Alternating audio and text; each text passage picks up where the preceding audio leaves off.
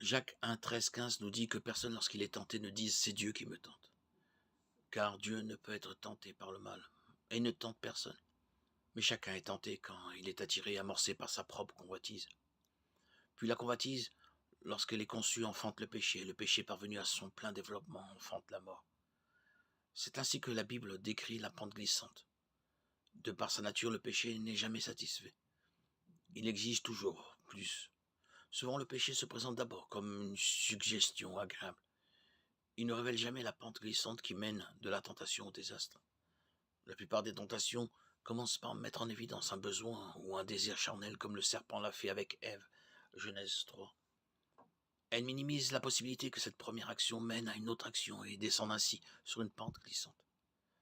Si nous examinions les conséquences logiques de la tentation, la plupart d'entre nous prendraient la fuite.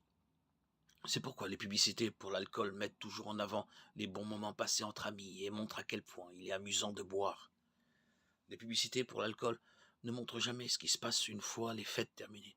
Sinon, peu de gens achèteraient le produit. Si les fabricants de tabac pratiquaient la transparence, ils seraient honnêtes quant à la pente glissante sur laquelle se trouvent de nombreux fumeurs. Au lieu de cela, leur campagne publicitaire évite soigneusement de suggérer la dépendance et la maladie qui suit, telle que le cancer du poumon. Peu importe à quel point il est amusant de danser sur le sommet de la pente glissante, ce qui se passe en bas n'est jamais bon. L'histoire nous est racontée dans Juge 13-15, où Dieu a choisi, avant sa naissance, pour être un puissant juge sur Israël. Dieu l'a béni d'une force incroyable qui a gagné le cœur de la nation. Mais ce Samson qui a été choisi avait un problème de luxure, et ses compromis à plusieurs reprises sont devenus une pente glissante vers la tragédie.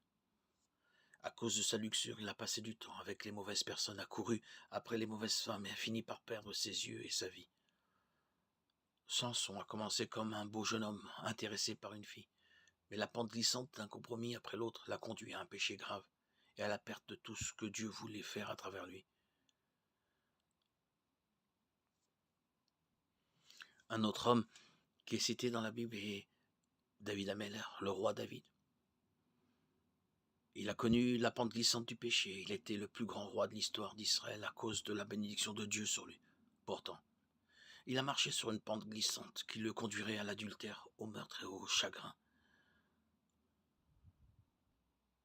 Il arriva un jour où, tard dans l'après-midi, comme David se levait de sa couche et se promenait sur le toit de la maison du roi, il vit du toit une femme qui se baignait. Et la femme était très belle. 2 Samuel 11, 2.